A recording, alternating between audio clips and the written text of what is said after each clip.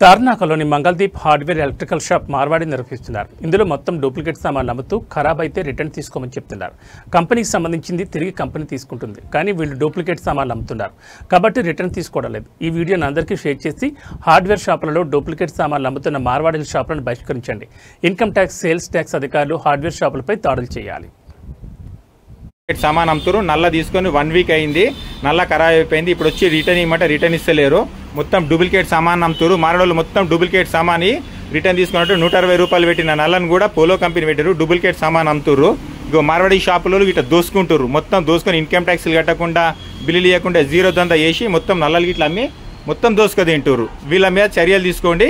మొత్తం ఈ తెలంగాణలో తెలంగాణలో ఈ వీడియో పంపించి వీళ్ళని మొత్తం అవినీతిని కట్టడి చేయండి. మొత్తం దోసుక తింటాడు. తార్నాకలు ఉంది, మార్వాడి సేటు వచ్చిండు, కోట్లు సంపాదిస్తుండి డూప్లికేట్ సామాన్ అమ్ముకుంటా.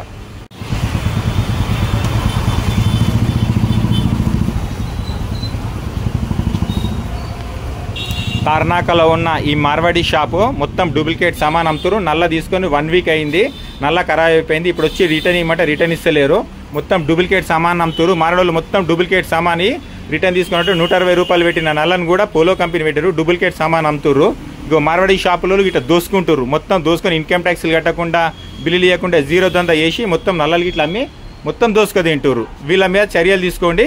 మొత్తం ఈ తెలంగాణలో తెలంగాణలో ఈ వీడియో పంపించి వీళ్ళని మొత్తం అవినీతిని కట్టడి చేయండి. మొత్తం దోసుక తింటాడు. తార్నాకలు ఉంది, మార్వాడి సేటు వచ్చిండు, కోట్లు సంపాదిస్తుండి డూప్లికేట్ సామాన్ అమ్ముకుంటా.